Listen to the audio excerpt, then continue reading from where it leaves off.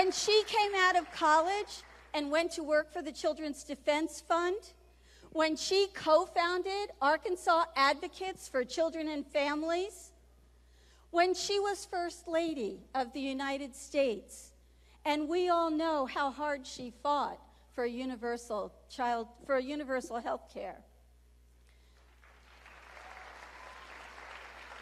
We know that she wasn't successful, but as I mentioned before, that didn't stop her. She got right back up, and it's because of Hillary Clinton that we have children's health insurance in the United States. And when she became a U.S. Senator from the state of New York, people can walk behind me, because we're going to squeeze everybody in. When she became senator from the state of New York, after 9/11, there were first responders who didn't have a voice that needed one, and she fought to ensure that because of the work that they did to save others on 9/11, that we took care of them. And when she became Secretary of State, you know, if there were only two things that she did that would have made her a great Secretary of State, it would have been the fact that she very systematically, country by country and relationship by relationship, built back our respect in the international community.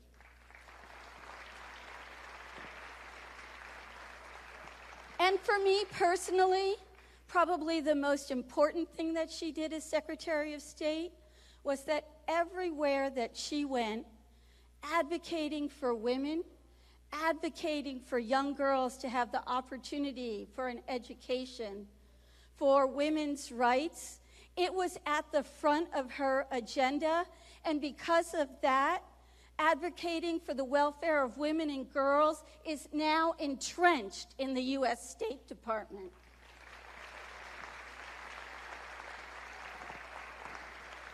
So Hillary Clinton's not just about an agenda.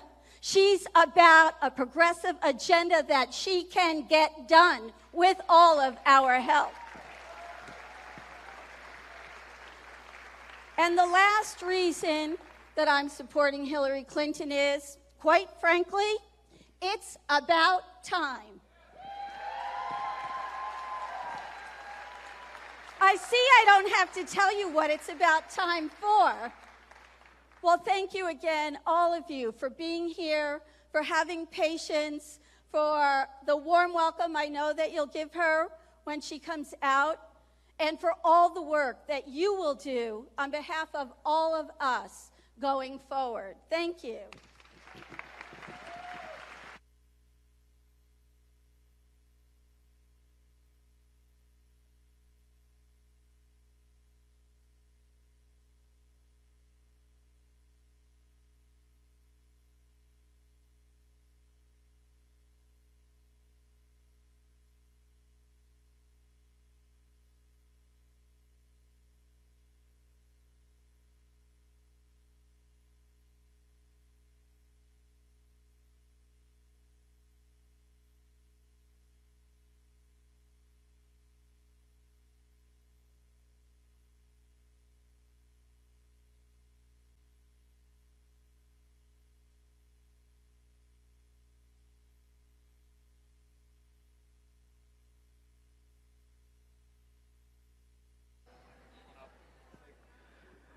Ladies and gentlemen, please welcome Brenda Bouchard and Hillary Clinton.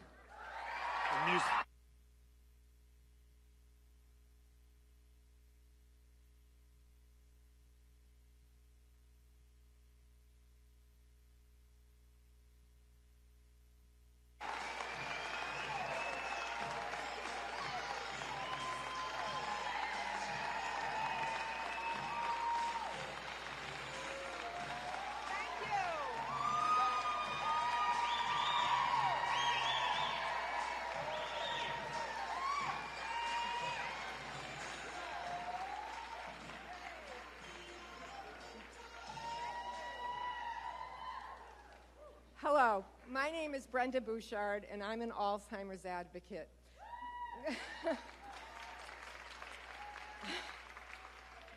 My husband Ken has younger onset Alzheimer's disease. We started our journey 10 years ago. He was just 59 years old at the time. My 89-year-old mother lives with us. She also has Alzheimer's. I'm sure there are many of you in the audience who know that Alzheimer's is a heart-wrenching and devastating disease. You know, 30 years ago, my husband asked me to marry him. And at that time, he said to me, I want to build a life with you. And 30 years from now, I'd like to sit on a beach with you and reminisce about the beautiful life we've built together. Well, next year, we will be married 30 years. And man, we've had some wonderful memories, some really wonderful memories. But today, I am the only one with the memories. He no longer remembers.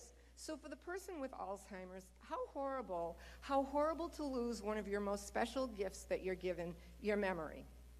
But today I'm here to introduce Hillary Clinton.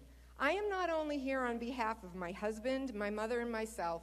I am here for the more than 5 million Americans who struggle with Alzheimer's every single day. And may I say, on their behalf, I am grateful to Hillary Clinton for giving them a voice.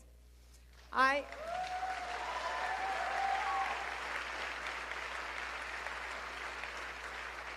am here for the 28 million baby boomers that it is anticipated will have Alzheimer's by 2050.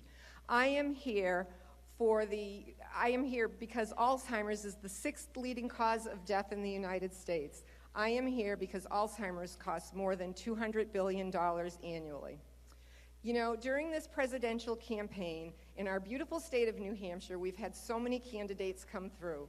I have had the great fortune to be able to speak to many of them about their thoughts around Alzheimer's. Actually, I've been able to address 13 of them, to be exact. And while many of them are supportive of finding a cure around Alzheimer's, there is no doubt that Hillary Clinton has brought this conversation to the forefront.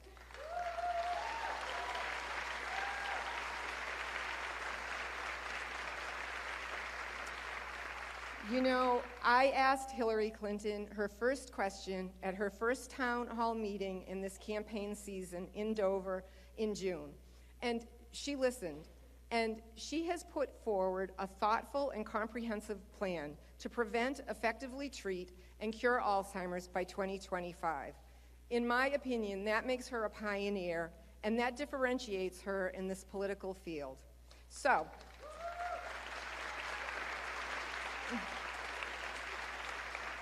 next year, in 2016, we're going to elect our new president, and that person is going to walk into the Oval Office just a little more than a year from now. Hillary Clinton is the person I trust and I know to get the job done for me, for the 5 million people struggling with Alzheimer's today, for their caregivers. And so I now would like to introduce you to Hillary Clinton and also say, Hillary, we're counting on you.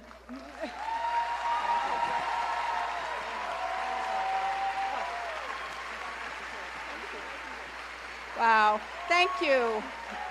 Thank you all.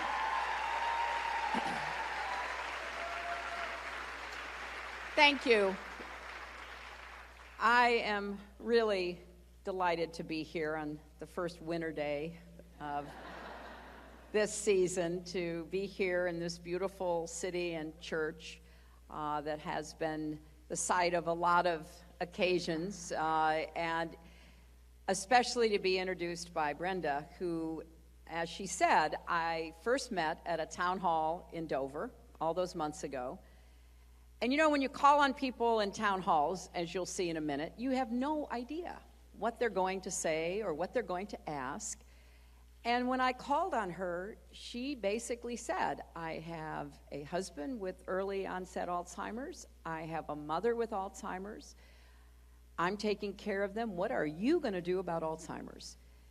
And it really caused me to think hard about the kind of president that I want to be. Obviously, I want to be a president who gets the economy moving for everybody and gets incomes rising and more good-paying jobs. And I want to be a president that keeps us safe and secure and takes on the threats and dangers that we face. But I also want to be a president who works for families like Brenda's, who understands that the problems that keep you up at night are ones that we also have to take seriously. So it means the world to me to have her support in this campaign. And as I have said to her and to others who've raised issues with me during the course of my time here in New Hampshire, I will do everything I can to try to find answers. You know, in Alzheimer's, as she said, we have 5 million people currently suffering. The projection is for many millions more. It is the 6th leading cause of death in America, but unlike the other causes in the top 10, there's no real path to prevention or effective treatment or a cure, as there is with other diseases that take so many lives. So my proposal is that we tackle all 3 of those. What can we do to try to prevent it? What can we do to try to more effectively treat it? And what would it take to invest in finding a cure? And after talking to experts, the leading experts in our country, not just in Alzheimer's, but in other neurodegenerative diseases like Parkinson's, the overwhelming response was if we invested just $2 billion more a year, we would make tremendous progress, and we would have a real shot at understanding more about this disease and trying to cure it. And the heavens support what we are going to do on behalf of Alzheimer's and the patients, the families, and the caregivers. So,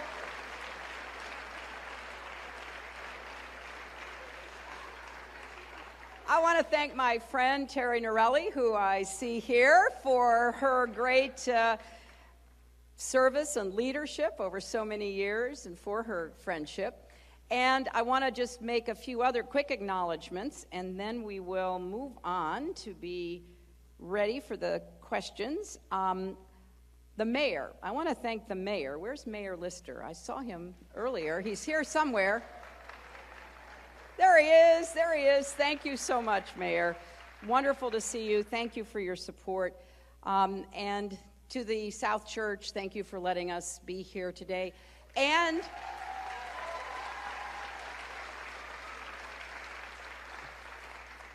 to the overflow, which I stopped by to see on my way here. It was packed, and we thank you for your patience. They've got a big screen. They're having a good time watching, and we're delighted they're here as well. As Brenda said, on January 20th, 2017, someone will raise a hand and take the oath of office and become our 45th president. That person will, after being sworn in and the celebrations that go with an inauguration, go into the White House, go into the Oval Office, and face the challenges that await. This will be a consequential election in so many ways because we have work to do. I'm excited by the work. I'm confident and optimistic about the work we can do together.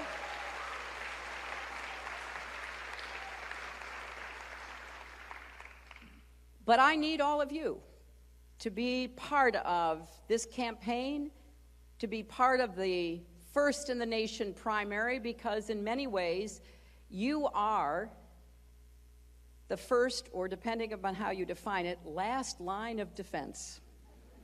The decision that New Hampshire makes is so important. And I've had a great...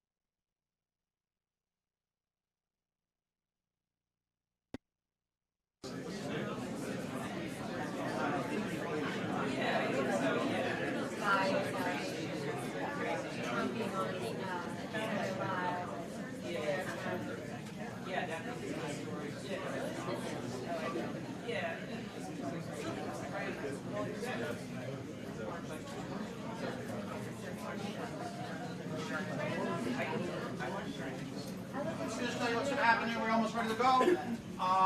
We're going to bring out all the participants here, including the NYPD mayor. We have the FBI director and the counterterrorism person from the FBI here as well. They're going to speak.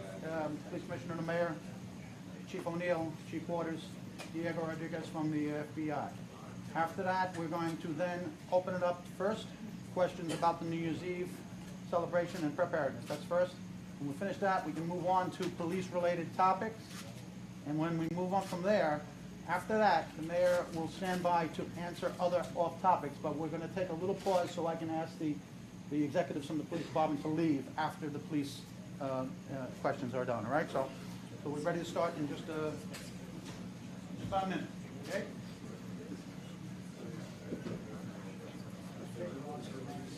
Heads up.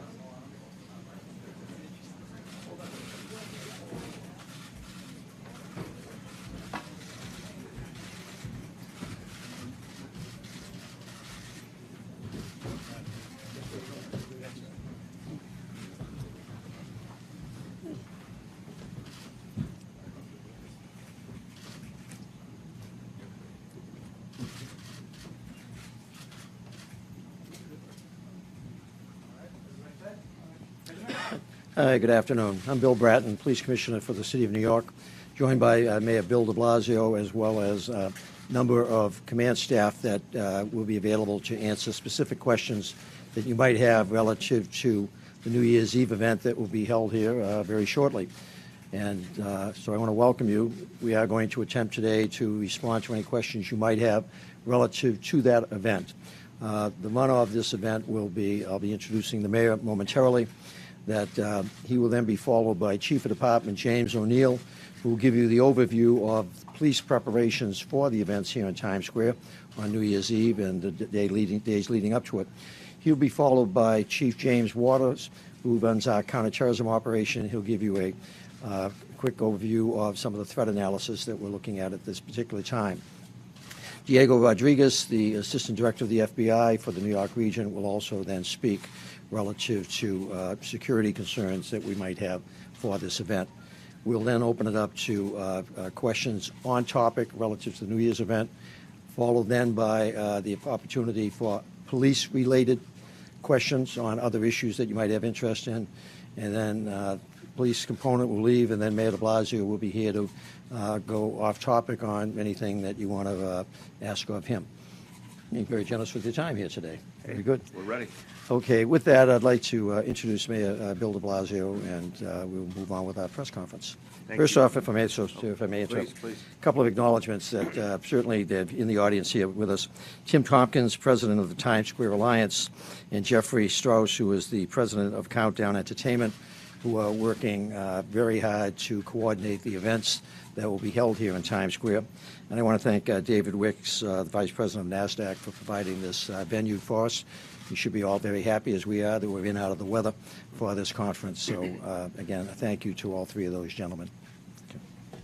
Well, thank you very much, Commissioner, and thank you for your leadership as we end another year of extraordinary success for the NYPD. I want to thank you for all you've done for the people of this city this year and for all that the men and women of the NYPD have achieved this year.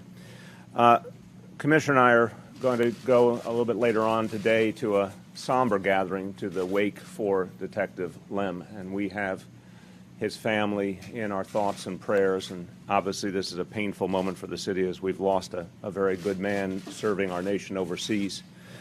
But there is a lot to be thankful for at the same time, and we have someone with us today that I'd like to introduce you to who really represents all that is good about the city and all that's good about the NYPD, and I'd like to ask him to just come forward for a moment. I'm going to tell you a quick story, then talk to you about the specific preparations here related to New Year's Eve. I'd like Officer Christian Campaverde to please come forward, and your wife Daniela join us. This is a story that all New Yorkers will appreciate. Officer Campaverde was shopping with his family at the Queens Center Mall last week. He saw a man about to jump off a balcony. He approached him, he spoke to him, he calmed him down, he got the man to safety and treatment. I want to say, Officer Campaverde, I want to thank you for your extraordinary efforts. Officer has benefited from the crisis intervention training that the Commissioner and his team have focused on for the men and women of the NYPD to help them recognize mental illness challenges and how to de-escalate difficult situations. 5,000 plus officers are getting this training, and it's related to our Thrive NYC initiative around mental health. All police officers are at the front line in so many ways, including the front line of dealing with people with mental health challenges. And Officer Campaverde, you did it right, and you saved a life, and we are all very proud of you. Thank you. Well done. Well done. Thank you. Now, as we prepare for New Year's Eve, we know hundreds of thousands of folks from all over the world will be gathering here in Times Square. It is a time-honored tradition. It is something people look forward to all year. It's one of the great events in this city. Each year, it's iconic and an example of New York City at its best, and the eyes of the world, to be honest. Well, we will be prepared. The NYPD has done extraordinary work preparing for this event. I want to thank Commissioner Bratton and his team. I want to thank every one of our partner agencies who have been extraordinary in this effort as well. I want to particularly thank the FBI Assistant Director in charge for the New York Field Office, Diego Rodriguez, for his leadership. We're ready, and I had the honor yesterday of participating in one of the preparatory exercises, a tabletop exercise at One Police Plaza, led by some of the key leaders of this department, including our Chief of Counterterrorism, James Waters, and our Deputy Commissioner for Intelligence and Counterterrorism, John Miller. I want to thank them for that very careful and exhaustive exercise, preparing for any number of eventualities. And this is why the NYPD is so great at what it does. Commissioner Bratton, Chief of Department Jimmy O'Neill, the whole leadership team constantly drills, constantly focuses on preparation. I want to thank you for all the work that's going into making sure that we will be safe, and the numbers of officers that will be there will be extraordinary, and the preparation is extraordinary as well. I also want to thank key folks who are here with us today who have been part of this effort, our Director of Citywide Events, Michael Paul Carey. I want to thank the Chair of the City Council Public Safety Committee, Vanessa Gibson, who's been so supportive of all police efforts, and I join the Commissioner in thanking Jeffrey Strauss of Countdown Entertainment and Tim Tompkins of the Times Square Alliance, who are key partners in this effort. Now, we pride ourselves in this city. We are the best prepared city in the country, the best prepared city to prevent terrorism and to deal with any event should it occur.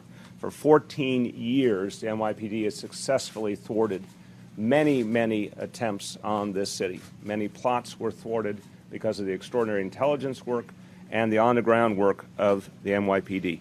And I mentioned at the beginning, this is against the backdrop of continued success in fighting crime. NYPD has once again shown it can keep driving down crime. We will end this year with yet another reduction in crime, a 2% drop in crime since last year, a reduction in shootings since last year, a lot of success that the men and women of this department can be proud of.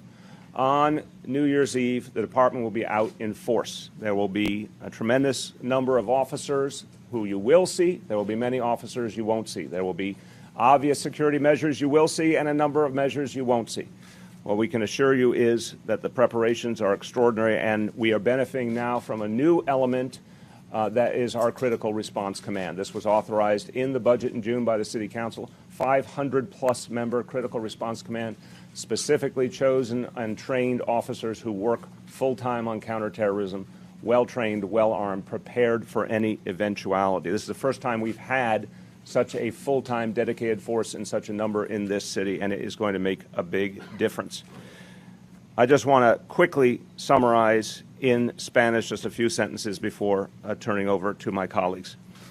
El Año Nuevo es una de las fiestas más grandes y maravillosas en nuestra ciudad. La policía está trabajando para garantizar la seguridad de toda la gente que vendrá a celebrar en Times Square. Habrá miles de policías, incluyendo a nuestra nueva unidad especial antiterrorista. El NYPD es el mejor departamento de policía del mundo y trabaja cada día para mantener segura a toda nuestra ciudad de Nueva York. With that, again, thank you, Commissioner Bratton, for these extraordinary preparations, and I know that people looking forward to celebrating on New Year's Eve will be in the good hands of the NYPD, and we'll have a safe and wonderful celebration together. Thank you, Commissioner. Thank you, sir. Chief Jimmy O'Neill, Chief of Department, will give you an overview on the department's preparations and coordination with other city agencies for the events here on the 1st. Jimmy? Thank you, Mr. Mayor. Thank you, Commissioner.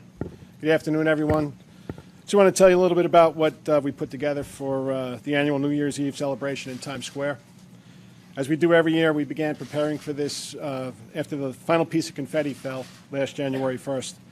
This year's event, sponsored by the Times Square Alliance, will span from West 38th Street to West 59th Street from 6th to 8th Avenues. While the program for the evening officially begins at 6, streets will start getting closed as early as 4 a.m. And we know from experience the first spectators will begin showing up shortly thereafter. I don't know how they do it. About 65 large spectator pens will be set up and filled beginning about 9:15 a.m. Last year they held well over 1 million people. We'll start checking with handheld magnetometers, and we'll be checking everyone coming into the pens. There'll be 14 access points. They are 38th, 45th, 49th, 52nd, 58th, and 59th Streets at 6th and 8th Avenues, 54th Street at 6th Avenue, and 55th Street at 8th Avenue. And as always, backpacks, duffel bags, packages, and alcohol will not be allowed. Traffic will be shut down in the bow tie area at Broadway and 7th Avenue from 41st to 43rd Streets at 3 p.m. That area will remain frozen with no spectators for the duration of the night. In addition to those enjoying the live performances in the ball drop in Times Square, there'll be thousands of Broadway theatergoers, thousands more enjoying private parties, concerts, bars, clubs, restaurants, and other venues around the city. While there is no threat we deem credible to any New York event, we will employ a strong counterterrorism presence, as well as we have done with all major events since 9/11. There will be much that the public will see, as the mayor said, and there'll be much the public will not see. The usual elements of a highly visible police deployment will include thousands of uniformed police officers at street level and also in the subways, in the air above and on the waterways all around New York City.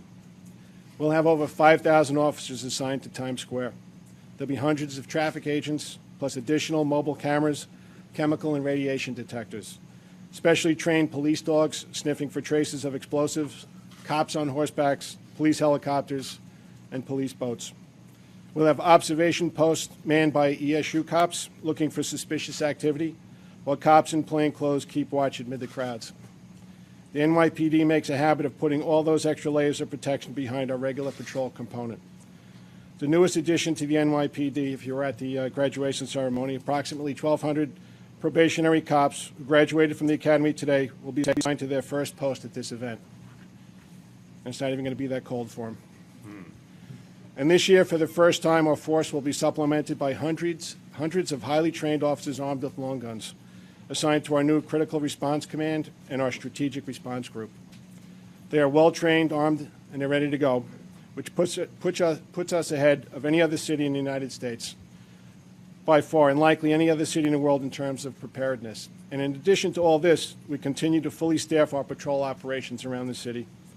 Obviously, Midtown is going to be exceptionally crowded on Thursday, and I urge anyone coming into the city to leave their cars at home and to use public transportation. And on our roadways, you can expect to see safety and DWI checkpoints. We'll also have a full complement of officers safeguarding many other events, including concerts at MSG, Barclays Center, Big Apple Circus, and the Metropolitan Opera. Fireworks off Liberty Island and Coney Island, the annual 4-mile midnight run in Central Park, and various religious services. What I want people to take away from this is that leave the worrying to the NYPD. People should feel safe this New Year's Eve because we're there. You're going to have one of the most well-policed, best-protected events at one of the safest venues in the entire world, given all the assets that we deploy there. And this will ensure that New York City has yet another safe and enjoyable New Year's Eve celebration, as we do every year. Thanks.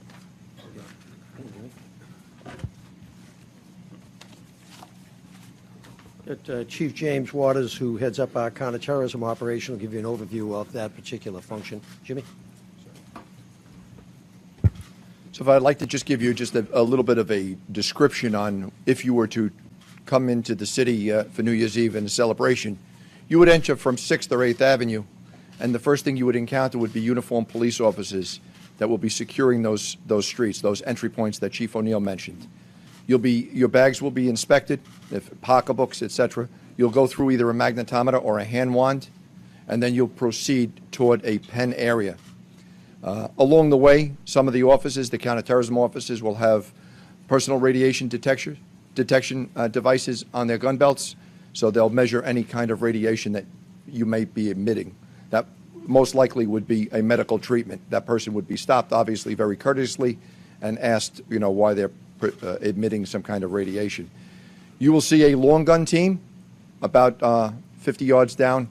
They are there in case anyone tries to breach the entry point, and you'll see explosive detection canine dogs throughout the event, both at the entry points and all along the way.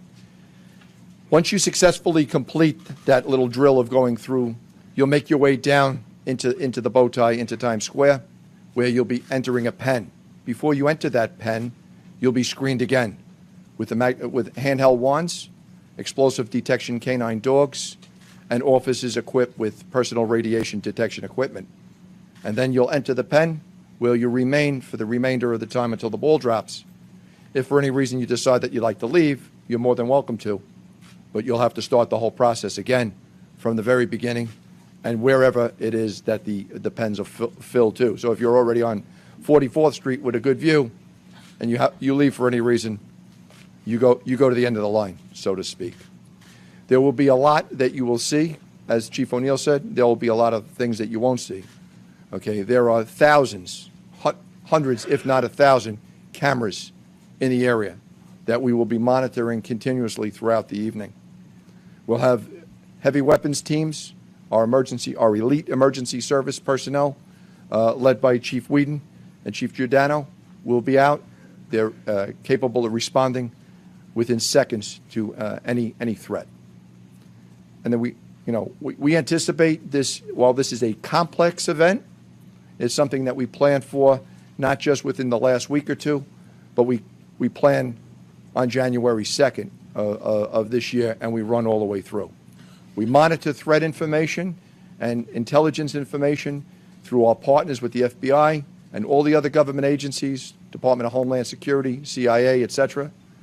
And we are very, very confident that New Year's Eve in New York City will be the safest place in the world to be. Thank you, Jimmy. As Chief Waters mentioned, that the responsibility for safety and security doesn't just reside at the mayor and the New York City Police Department. We are very dependent on the shared responsibility with federal colleagues, and very specifically the FBI, the Joint Terrorism Task Force. And in that regard, that we have seamless relationships with all of the colleagues that we are so dependent on to ensure the safety of the public.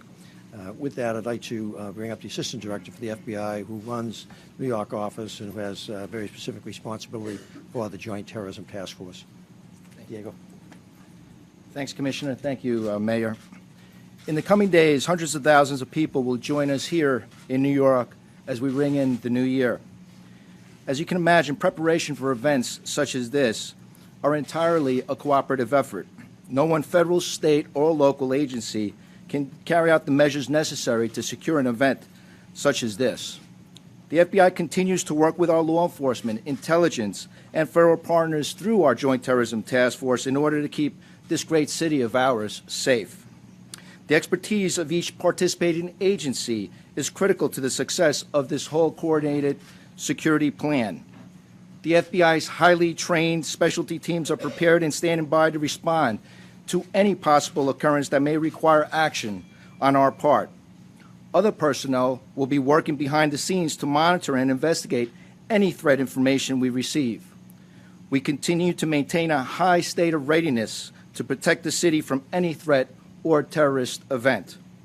While an event this size has the potential to raise concern and cause inconveniences, I ask you to enjoy this wonderful time as our city takes center stage once again for this exciting celebration. Have a nice New Year, folks. Okay, we are available for specific questions. Before starting the questions, I would indicate one of them that you're bound to ask is about the threat picture. We are not aware of any threat at this time that we deem credible, and we have a constant threat analysis stream that we are constantly reviewing. But again, we are not aware of any threat at this time that we deem credible to this event here in Times Square. Okay? Yeah. I'm Don Dale with CBS News. This is for the Commissioner. Thinking of Paris and San Bernardino, California, the pattern this year has been terror attacks on relatively small, soft targets.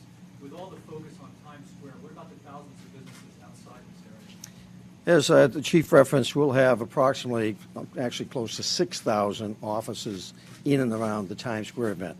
We'll also be policing, as he referenced, major events on Coney Island, up here in Central Park, and we will in addition have additional resources, normal patrol resources, out in the various precincts. Some of those will be supplemented with additional overtime personnel, so that the ability to protect everything all the time, everywhere, is not possible in any venue anywhere in the world. But both through our capabilities on the threat analysis beforehand, the prevention side of it, as well as the capability to respond very quickly. And in that regard, we have enhanced significantly the capabilities of the department over the last several months. He's referenced the new units, the Critical Response Command, the Strategic Response Group, almost 1,400 additional officers, in addition to the emergency service units that people in New York are used to seeing. So we believe we are as prepared as anybody can be for the strategic focus here in Times Square, the other major venues, but also the policing of the city that we do every day, day in and day out. Right. Okay, you go first then. That's okay. Threat conditions and levels are not the same all the time. Sometimes they wane, sometimes they're more serious. How do you compare this New Year's Eve and your concern with New Year's Eve in past years where you've had different events happening around the world with different degrees of threat? Well, looking at the ones I'm more specifically aware of, certainly during my time as Commissioner, we are aware that the threat picture has changed because of ICES. It's changed significantly from what it was a year ago or 2 years ago. And in response to that, and in fact ahead of that in some respects, that's why we have enlarged our capabilities here in the city with these additional units. We have a lot more personnel. We have a lot more personnel that have been trained on how to deal with these issues, and we're constantly trying to expand the equipment. We're in the process, for example, we'll have a lot of dogs out on that evening. You'll see them everywhere. We're already in the process of expanding that capability very significantly also. On New Year's Eve, there's always a heavy police presence in Times Square. In light of Paris, if you're going to Times Square year in and year out to celebrate this, what exactly, specifically, are you going to see that's different? More police that will have, I think it's about 600 to 800 additional officers over and above what we've had. You will see many more with the heavy equipment, the long guns that they refer to, the helmets, etc. That there will be, as the chief mentioned, at every checkpoint, those types of capabilities will be there. In addition, we have our Hercules teams, which are the emergency service unit groups that you so frequently see around the city. We'll have additional Hercules teams out that evening. So the public should expect to see, not only in the Times Square area, but literally throughout the city, that particularly at the special venues, a very significantly enhanced police presence. And in addition, what you don't see, the coordination behind the scenes with our colleagues, the Federal Joint Terrorism Task Force. There's a lot behind the scenes that you won't see. We have enhanced the camera capabilities in and around Times Square for this event, over and above the very extensive system that we already have. So again, that we're as prepared as you can be for this event coming up. You mentioned before, seeing entrance points. Is that something new this year, or is that how it's previously been? That's how last year's and the previous years have been set up, and nothing's changed. Chief, what about the second screen? Is that new? Was that always in place? No, it's always been in place. Go ahead.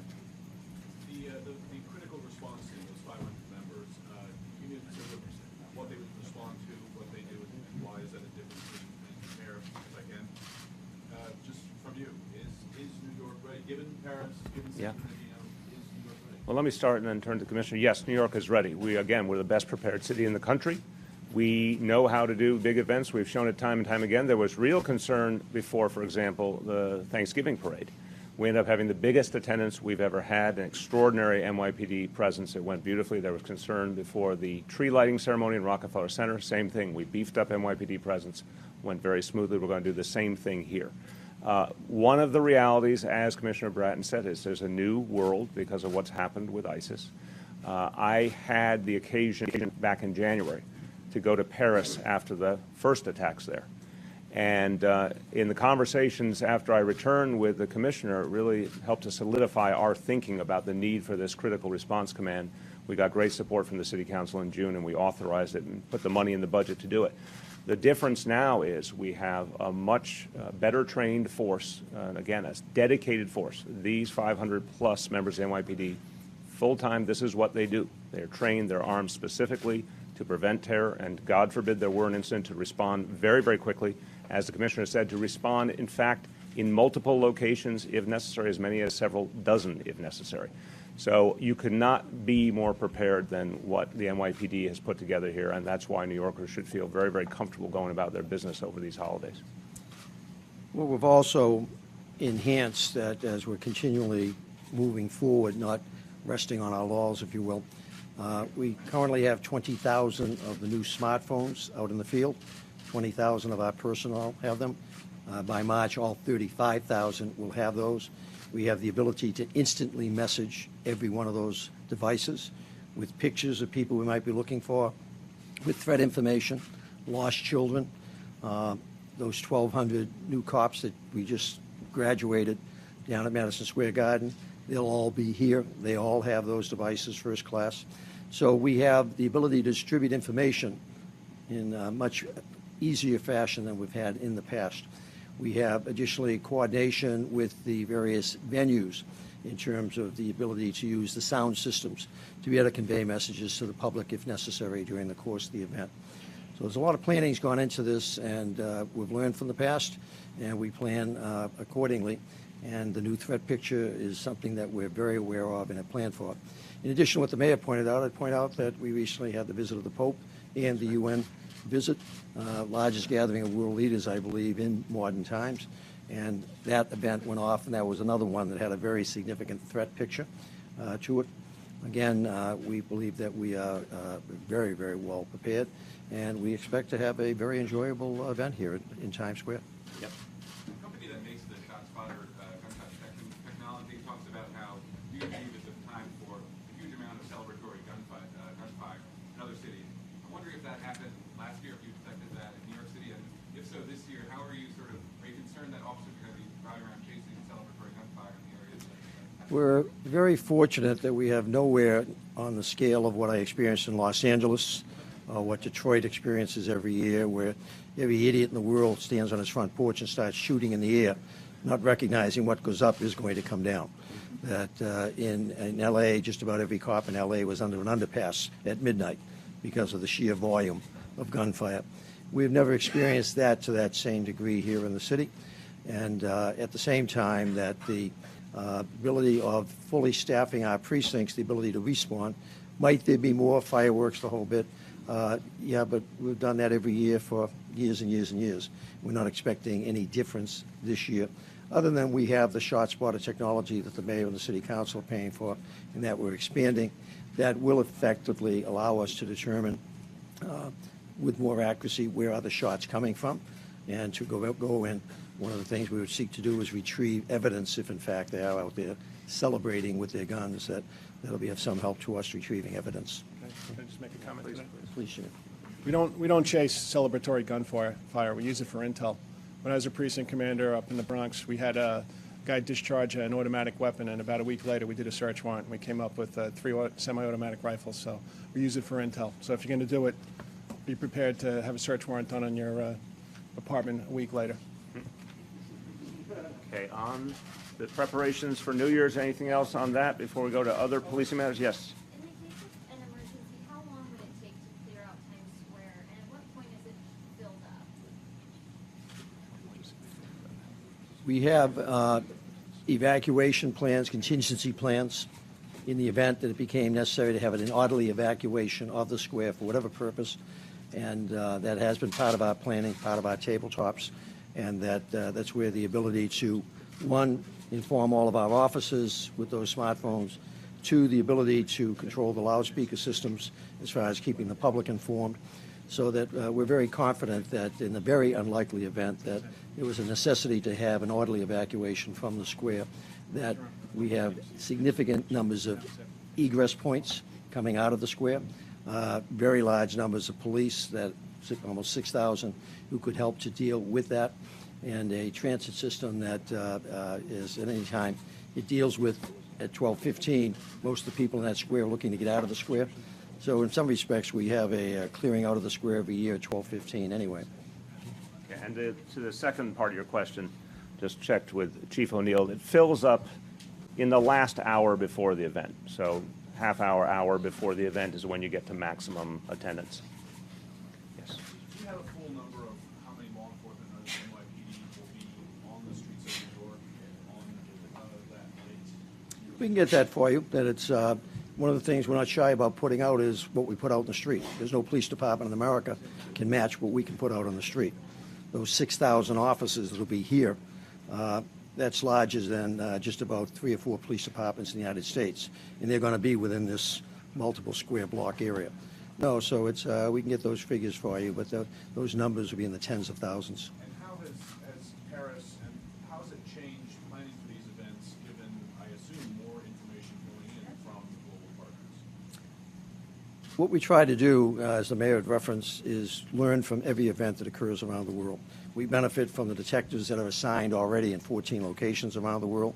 The detective in Paris, the detective assigned in Marseille, the detective in London were very helpful, getting on the scene very quickly to help us understand what was going on in Paris. They're embedded there. They have very good relationships, much the same as our detective in Israel keeps us very much abreast of what's going on, unfortunately, with their circumstances each day with the stabbings. No, that dealing with terrorism is the idea that it never goes away. It's a disease that, unfortunately, it's going to be with us for literally our lifespan, and probably that of our children, unfortunately.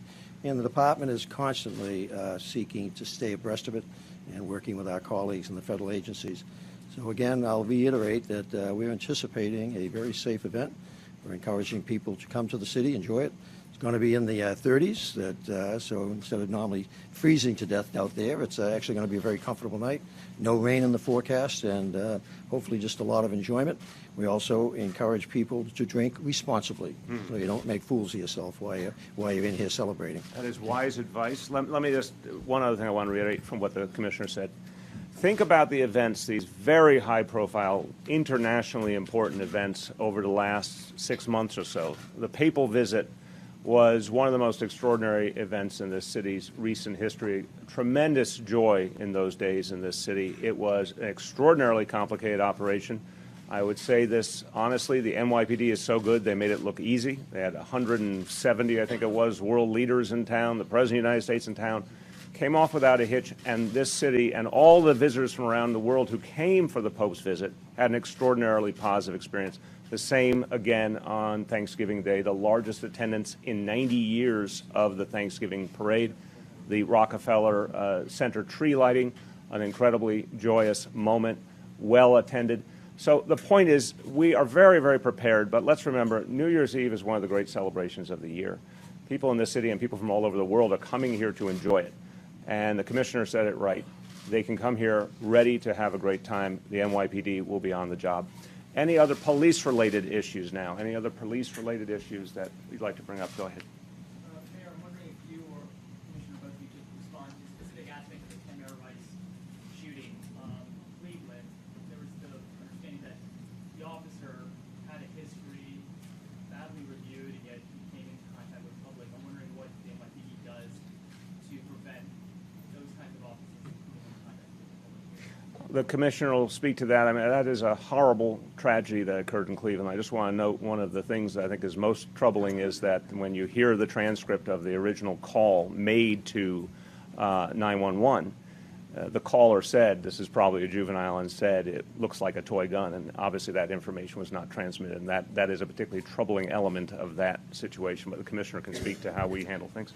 Actually, Mr. Mayor, speaking to that when those 35,000 smartphones are in the hands of every officer, right now they're in the hands of 20,000 of them.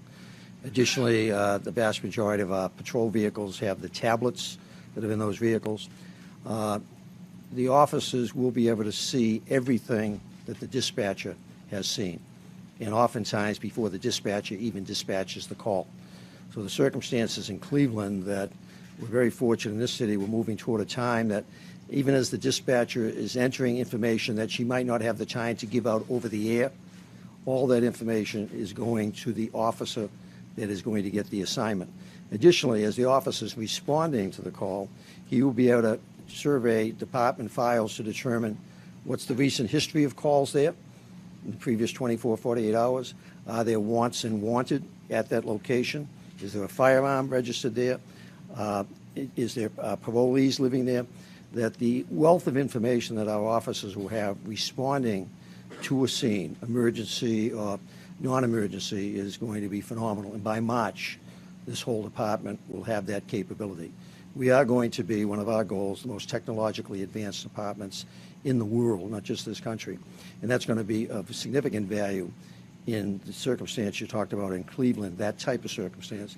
Additionally, you're all well aware, those of you who are based in New York, because you heard it ad nauseum from us, we are expanding dramatically, thanks to the mayor and the city council, the funding, the additional officers, the training we're giving to our personnel. This class of 1,200, we just graduated, the best trained, guaranteed in history, the most prepared to go out into the streets of New York. 12 days of training in the precincts they're being assigned to. Additionally, they got the 4 days of training to deal with the emotionally disturbed and those under drug addiction, similar to the event this officer. He just completed his training, that 4-day training that we're going to be giving out to almost 10,000 officers over the next year. So to deal with a lot of the circumstances that you're seeing around the country, you're going to have to depend on the training, and we are making that investment in training. You're going to have to depend on officers understanding the need to de-escalate rather than try to escalate. And we're not going to ever, unfortunately, be immune or free from controversial incidents. But the idea is, through the constant training, constant review of what occurred so that we can learn from it, to try and prevent those incidents from occurring with any great frequency.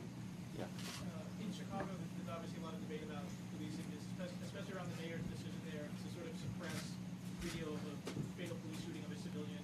In your opinion, is there ever an incident where you would make a decision to keep from the public video of a fatal police shooting? Some of that works with the guidance that we receive from, whether it's if we're dealing with the U.S. Attorney, as, for example, in the Ghana matter, that we have put our investigation on hold pending the civil rights investigation being completed. We deal under the guidance of district attorneys, and now we special prosecutors appointed by the governor, the Attorney General's office.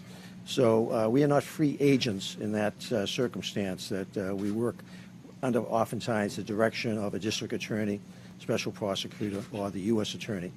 And so, as you're well aware, those of you who cover these stories here in New York, no two of these cases are ever exactly alike. And in that regard, videos are oftentimes very beneficial, as we know, but the videos aren't the end-all because they can be construed in many different ways depending on who's viewing them and their particular perspective as they view them. Yeah.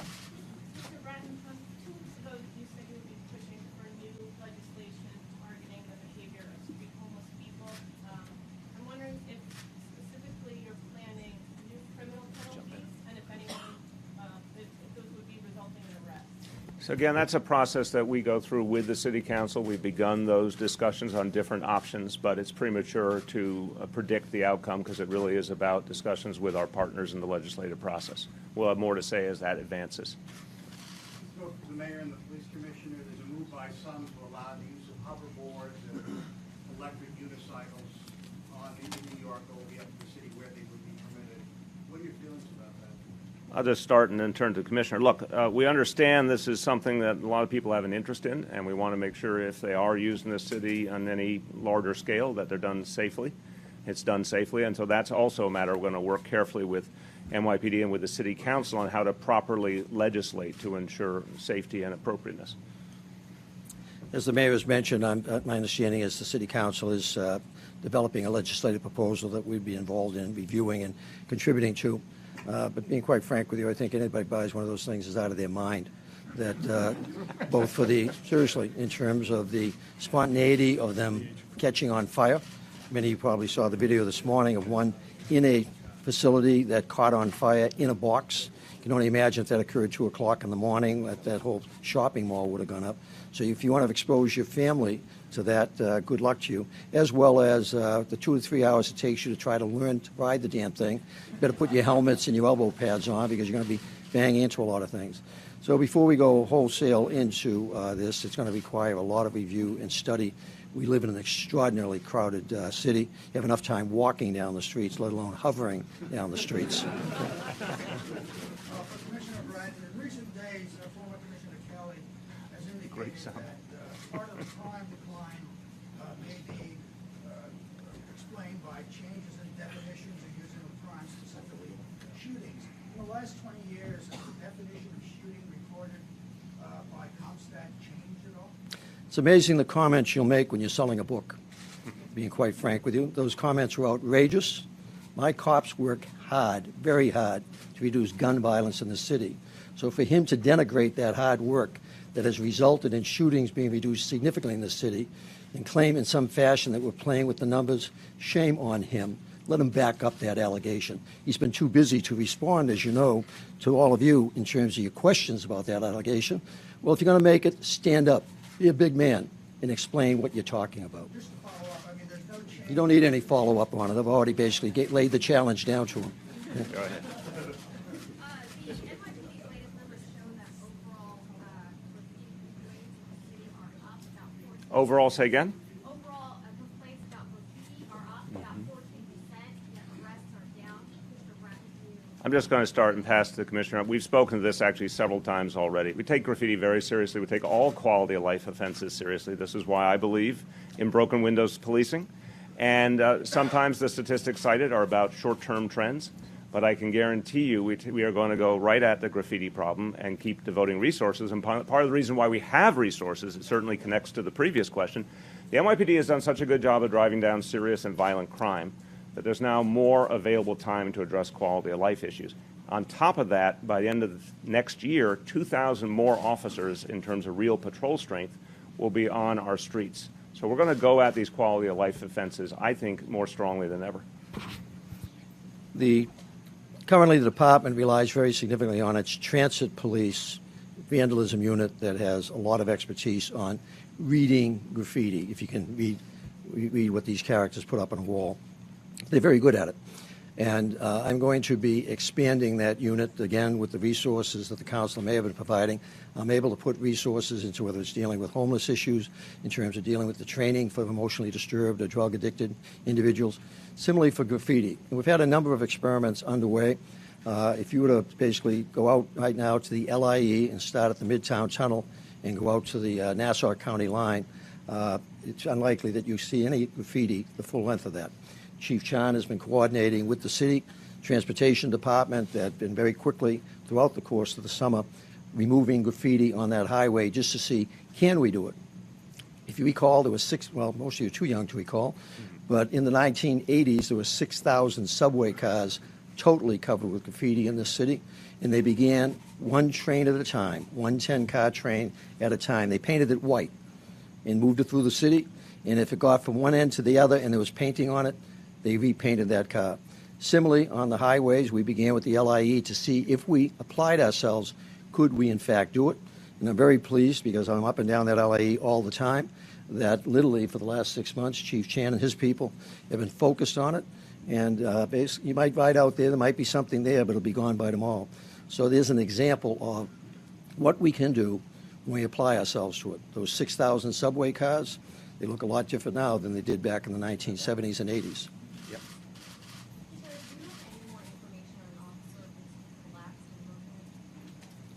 This is the officer that you may be aware, one of our police officers this morning, we believe suffered a massive heart attack and passed away. On-duty officer, 20-year veteran of the department. His family has been notified there at the hospital.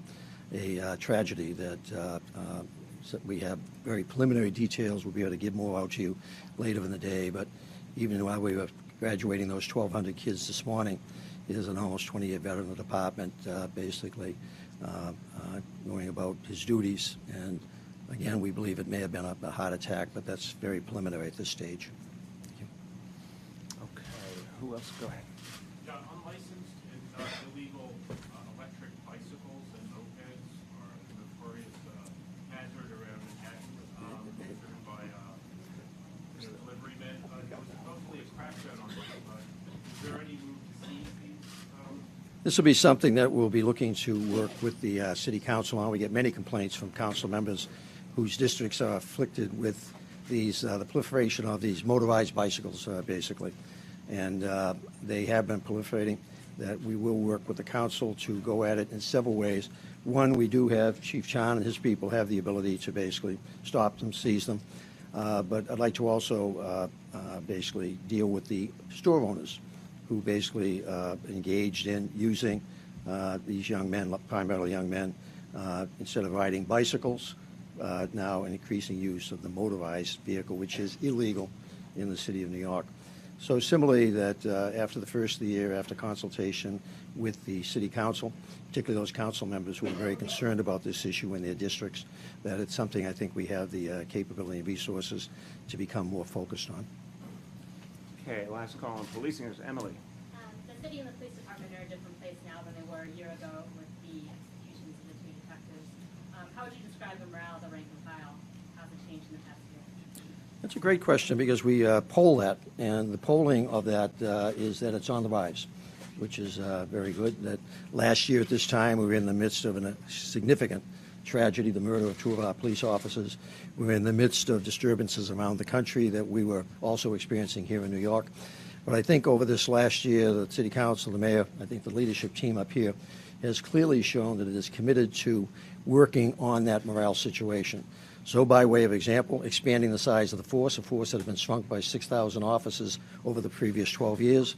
We are also, for the first time in the history of the police department, fixing up all of our precinct facilities. They're all now going to be cleaned twice a year, private contractors. I'll be proposing budgets to the City Council and the Mayor that we've already had discussions about modernizing the bathrooms and locker rooms in every one of those facilities.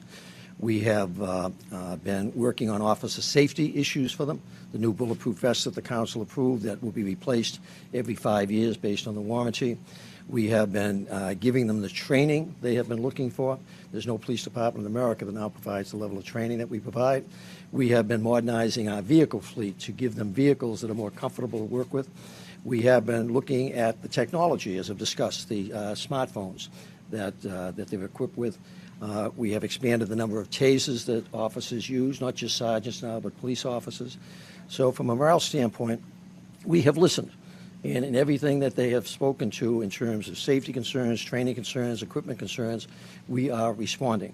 Indeed, the mayor actually hired an additional 50 attorneys at the city lawyer's office to fight frivolous lawsuits against our police officers.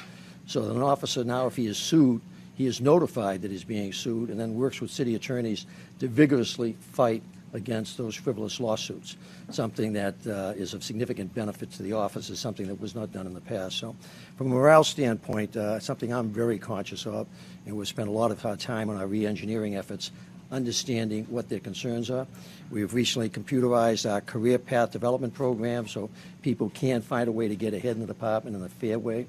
So I'm comfortable in closing as police commissioner that we are in a better place than we were a year ago.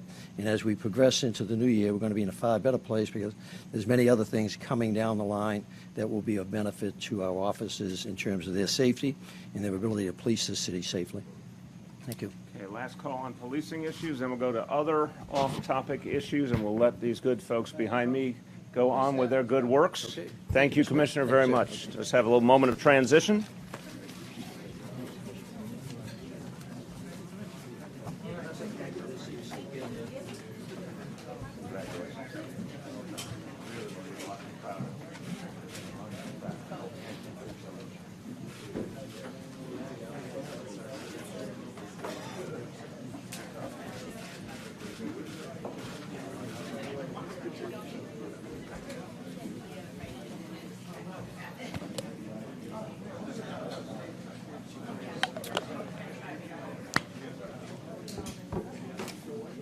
Okay, let's get assembled.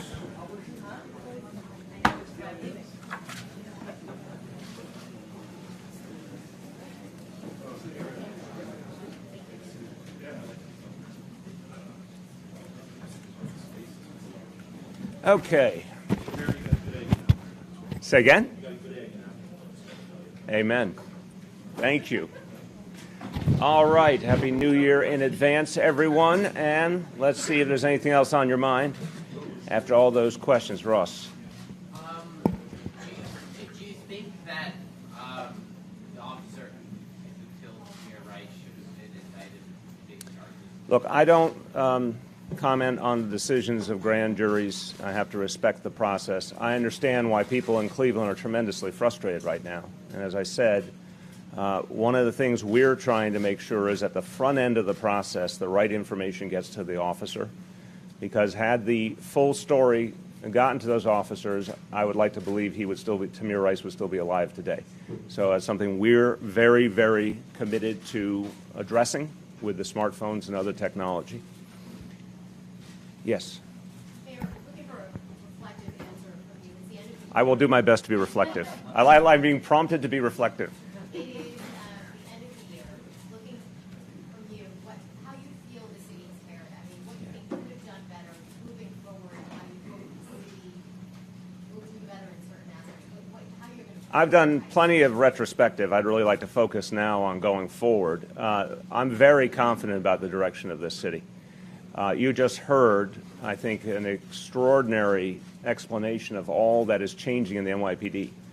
And let me say, Commissioner Bratton's spoken about the last year or two in America and all of the profound debate going on about policing. And we know that policing has to be reformed continually. And the Commissioner said very powerfully at the graduation ceremony that this next generation of officers will be the change agents who will reform American policing, who will prove what it is capable of in its highest, best form. And that will include bringing police and community into full partnership, something that hasn't been achieved truly in many, many decades. So I am excited at the prospect of an even safer city in 2016, a more unified city, particularly in terms of relationship between police and community. I'm very excited about the reforms that we're making at the NYPD because they are taking hold more and more. The retraining is going to have a huge impact. You just met an officer who got the new approach to training and was able to save a life because he was properly trained in how to handle someone with a mental health challenge. Our officers were asked to deal with incredibly complicated mental health challenges before without the training. So a lot is moving that is going to make the NYPD more effective and the relationship between police and community closer. Very proud of the big changes we're making on other fronts. Our schools are getting better. We have a lot of work to do, but there's no question. The addition of pre-K, the addition of after-school programs, the progress we're making on graduation rates and test scores, that is very, very positive news. The job numbers, now they keep getting updated. The last time I used to talk about 170,000 new jobs since I took office. It's now gone up further. That indicates a strong economy and one that we're going to take into the new year in a way that I think is going to give more and more New Yorkers real economic opportunity they didn't have before. So there's a lot to be proud of in this city, a lot to look forward to. I never minimize the challenges. They are many, but we also have more tools to address those challenges than we've ever had before. Yes? Mayor, you mentioned that you're going to up quality of life enforcement, or you're expecting that. Yep. The Daily News and many advocates have pointed to the racial disparity in summonses and in quality of life offenses in general. How are you going to ensure that increasing quality of life enforcement doesn't compound racial disparity? Two answers. The first is what Commissioner Bratton has talked about in terms of the peace dividend is crucial. You know, we had almost 700,000 stops in 2011. This year, we're going to be between 20 and 30,000 stops. We know that 90% of those stops were of people who had done nothing wrong. Those police statistics told us that. The very fact that so many fewer people are being stopped, that so many fewer young people are being arrested for a low-level marijuana possession, the fact that, as the commissioners indicate, over 800,000 fewer encounters between police and members of the community, right there, that changes the real experience that people are having on the ground. And particularly for young men of color, it means they have had a less intrusive reality vis-a-vis the NYPD. The focus on fairness and equity is part of all we do, and the retraining is a crucial piece of that. The retraining is focused on improving the relationship between police and community, on helping officers be mindful of how to approach a situation and communicate more. In many cases, as the Commissioner has said, where in the past an arrest might have been the go-to option, there are other options that have been utilized very effectively. The retraining complements other pieces of the equation, increased use of body cameras that is starting to happen now. All of this will encourage, I think, profoundly, an atmosphere of greater fairness and greater accountability for everyone involved. So I believe that we can address quality of life crimes very effectively while focusing on fairness more and more at the same time. Yes? Mayor, we wrote a story today about teachers at the early learning centers who are on food stamps and other forms of public assistance. You said that pre-K is one of your greatest accomplishments. So far, why aren't these teachers being given the raises that they've requested, first of all? Second of all, why isn't it paid on a parity level with teachers at the A couple of different points on to say it broadly. The Early Learn program includes a lot of child care efforts that are very important but are not pre-K, and then there's also the pre-K efforts. So in some cases, we're talking about two different pieces of the puzzle. But look, we are in negotiations right now with the organization that represents those employees. They don't work for us directly. They work for nonprofit organizations. We'd like to see them do better, and we're talking right now about ways to help them do better. So more to come on that. Mr. Mayor, will you be spending New Year's Eve here in Times Square? Yes, I will. I will reprise my role from last year, pushing on that, whatever that button thing is, to make the ball drop. Because one of your colleagues weighed in, and because I know you follow MLB, what are your thoughts, please, on the acquisition of yanking that position for all this Chapman, been accused of domestic violence? I think we always have to respect the judicial process, so I don't know enough about the case to know if it's been adjudicated. I think the Yankees often make controversial moves, and sometimes they don't pay off, but this one's too early to tell. I like the move made by the Boston Red Sox better. Oh, I just wondered about, you had such a great view of dropping the ball. What's the experience like up there? You enjoy it? I enjoyed it, but I think after you watch it year in and year out, I was expecting something very different. It really wasn't that different than what I saw on television. So also I went with two jaded teenagers who I was expecting last year to be really jazzed up. That did not occur. But it was still, it's a fun experience for sure, and it's a great moment for New York. You said this morning on the radio that in 2016 you were going to focus on wages, benefits, Yep. affordable housing. Are you planning to announce new initiatives related to wages and benefits, or are you focused on implementing those Well, again, we had, as I said this morning, we have the budget being presented in a few weeks, then the State of the City address. That's where I'll fill in a lot of those blanks. Clearly, we've put a huge array of initiatives into play. Things like the affordable housing plan, for example, that we're going to keep deepening and will reach more and more people with every passing year. So we're going to certainly be talking a lot about how we can increase affordability. But the wage and benefit issues, as you know, some of them we can act on here. We're very proud of what we did on paid parental leave as a big step forward for the city, and one I think will become much bigger as we engage each union in the collective bargaining process. But some of the most important decisions on wages have to be done in Albany, so I'm looking forward to the legislative session where I certainly believe there's a growing momentum in the state towards a $15 minimum wage, and I'll be working in every way I can to help achieve that. Yes. Mr. Mayor, your police commissioner, Mr. Bratton, just moments ago, had a very strong criticism or critique of his predecessor, Ray Kelly. Do you agree with what he was saying there? I think the commissioner spoke eloquently. One of the biggest problems in 2015 facing the city was the housing crisis. Do you expect 2016 that will still be one of our biggest challenges? And is your affordable housing plan on track entering 2016 with the 10-year plan? The affordable housing plan is on track now. As I think you saw last year, a lot of the closings for the year, a lot of the financing agreements happened literally in these last few days of the year.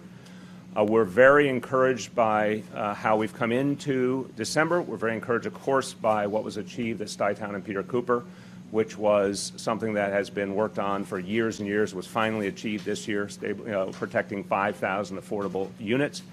What we did in the Riverton up in Harlem, almost 1,000 affordable units preserved. So I think our numbers are going to be very strong, but we won't have the final numbers till we get to the first week of January. Last question. I have a final statement for the year. Yes, please. Ready? Yes. Okay, was there no other question? Okay, yes. Okay, they get the last questions, then I'll go my final statement. Can I follow up? Yes, you can. On the early childhood Yeah. I mean, I know they work for nonprofits, but they perform an important function. Do you believe they should at least be making $15 an hour? So again, it's a collective bargaining process. I just want to be clear. Our goal is to get everyone to $15 an hour in this whole city, whether they work for a nonprofit, whether they work for the city government, whether they work for a private sector firm. That happens in stages, as you know. This particular issue you're talking about, I care about deeply because it's people who work with children, and I want to see them do better. But it is subject to collective bargaining, and collective bargaining has a lot of different pieces. But I do feel hopeful that we'll make progress in just the next few weeks.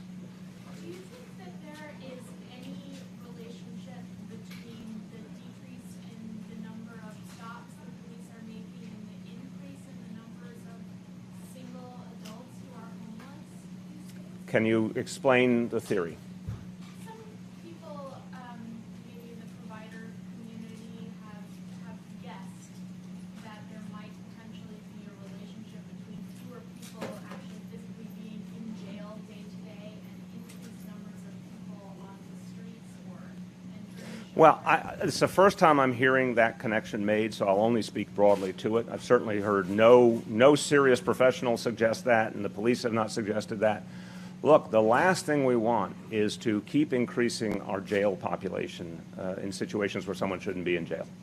Everyone here rightfully is concerned about the changes that have to be made at Rikers. I've been real blunt with you guys that Rikers must change, and there's a lot more that you're going to see happening as we reform Rikers Island. But one of the things that has to be done is to stop having people go to Rikers who don't belong there. Certainly no one belongs in Rikers simply because they're homeless. So if they violate a law and if they're subject to arrest, that's a different matter, but not just because they're homeless. So the way to address homelessness is what we've defined with the Homestead Initiative, and we're talking about those who are permanently on the street, to go out, find each one, find an individual solution to their situation. As I've said, they got to the streets, they had an individual path. Each person, once upon a time, had a better and more normal life. They ended up on the streets. We have to find their pathway back to a better life. That's what the Homestead Initiative will focus on, and everything we're doing in terms of the shelter system to get people out of shelter and to permanent housing, about 22,000 people so far, a lot more to go. But no, I don't have any reason to believe there's a correlation related to stop and frisk. Okay, my closing comment for the year. So, first of all, to all of you in your chosen field, last night Charlene and I went to the movie Spotlight. I want to strongly recommend it to all of you. First of all, it was very powerful for me as someone who grew up in the Boston area. But it is an example of all that is good and powerful about journalism, and I think it'll be inspiring. I urge you all to see it.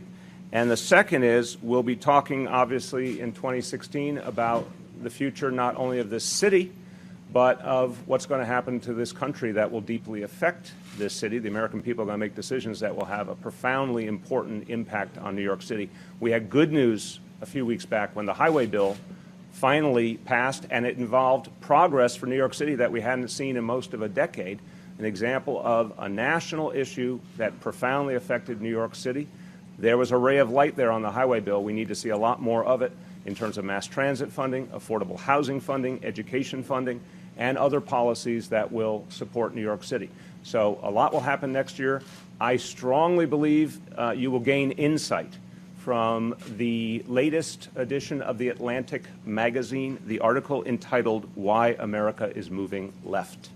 I think it speaks volumes about what next year is going to be about, and the kind of debate that actually offers an opportunity for real domestic issues that have gone untreated, affordable housing, again, education, infrastructure, things that have not been sufficiently addressed, that have particularly hurt New York City and other urban centers. Next year may be a real sea change moment. I think you'll find that article very interesting. That is my literature and movie recommendation.